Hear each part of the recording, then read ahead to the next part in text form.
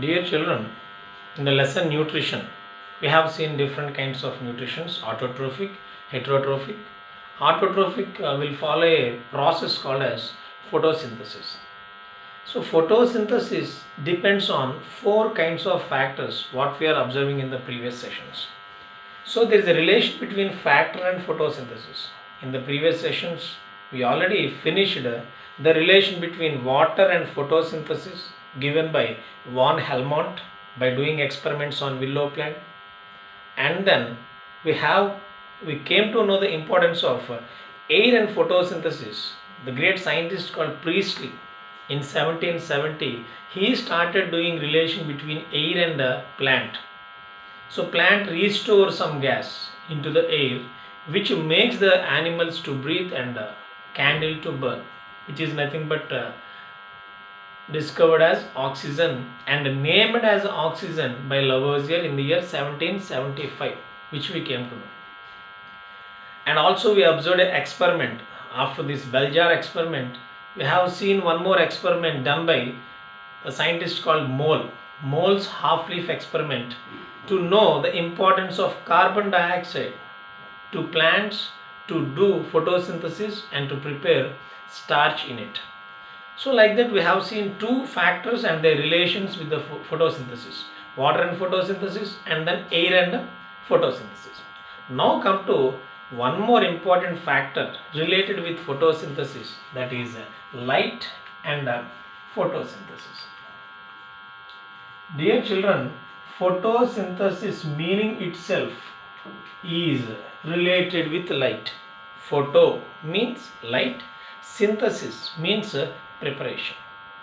So the preparation of its own food by depending on light. No other organism can derive energy from light. Human beings or any animal, no other. So the only organisms which can get energy from sunlight is plants by doing a process called photosynthesis. Now let us talk with some general examples. So sunlight, light in the sense not every light. Can a tube light, can make that torch light, can make a plant to prepare its own food? No. So sunlight got some speciality in relation with photosynthesis, that sunlight got some energy called solar energy, and it contains some energy containing particles called photons.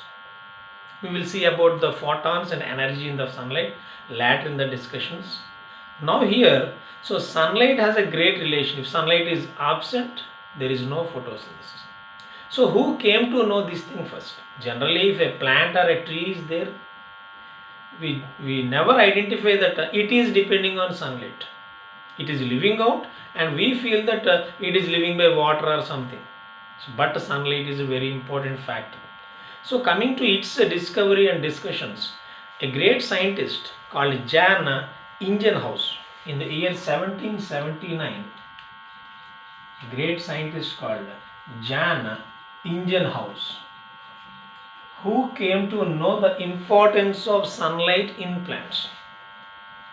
Generally, by previous experiments called Priestley experiment, it is proved that plants release oxygen. Yes, sir. Bell jar is kept with mint plant. Mint plant releases a gas which makes candle to burn and animal to breathe. What is the gas released? It is already discovered as oxygen, named as oxygen in 1774 and 1775. So it is proved already that plants release oxygen. But what Jan Ingenhousz proved, plants release oxygen, no doubt, but only in the presence of sunlight. Only in the presence of sunlight. So this is a great importance given by Jan Ingenhousz on sunlight, not on oxygen.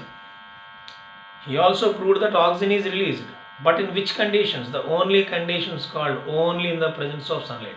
If sunlight is absent, the plants cannot release oxygen. This relation was not identified by the Priestley. Priestley told plants restore oxygen which makes animal to live and objects to burn.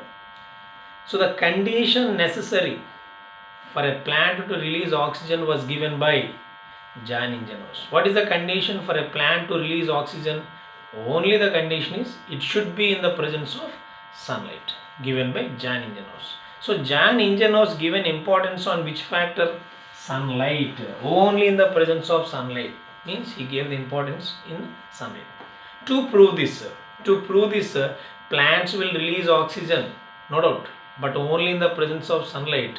To prove this, he conducted one experiment by using a aquatic plant called hydrilla plant. I think you know well about aquatic plant. The plants which live in water is called aquatic plants. So by using this aquatic plant called hydrilla plant, he done an experiment. Jan Ingenhousz done an experiment in 1779 by which he proved that plants release oxygen only in the presence of source. On which factor he given importance? Sunlight. So let us start the experiment of Jan Ingenhousz by using this aquatic plant called hydrilla. Dear children, knowing about hydrilla experiment, so this is the arrangement given in our textbook. So you can see this is a hydrilla experiment, and this is all the arrangement made by Jan Ingenhousz to know the importance of sunlight in releasing oxygen in green plants.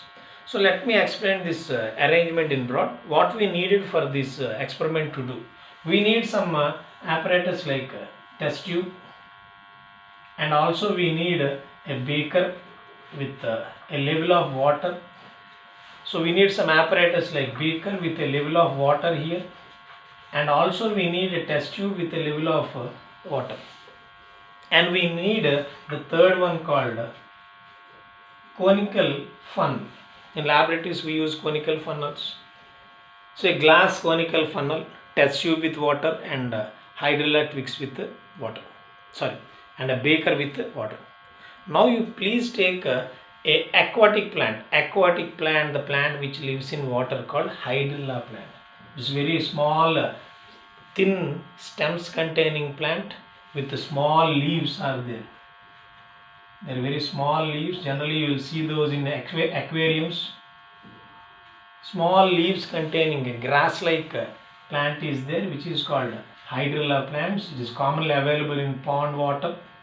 So you can collect those hydrilla twigs, small stems of hydrilla, and then you please insert these hydrilla twigs in this conical funnel. So arrange the apparatus as shown. So fix these hydrilla twigs inside this conical funnel, and then keep this conical funnel with hydrilla twigs into the test tube containing water. Now the arrangement is like this. The test tube with water and conical funnel is fixed along with the hydrilla twigs in it. So test tube containing water with the conical funnel fixed with the hydrilla twigs. Now keep this arrangement what you made now into a beaker containing water, but the arrangement must be inverted. So carefully invert it immediately and keep it in the beaker containing water. So then the final arrangement will looks here. Understand, dear children? Or else we can keep hydrilla twigs in this conical funnel, and then we can fix into the water first. We can dip into the water first. Later we can insert the test tube containing water on the narrow funnel of this conical funnel. Anyway, so the arrangement should be made in such a way that a beaker with water and an inverted test tube containing a conical funnel with hydrilla twigs. So there are so many questions in this experiment to raise, we will see.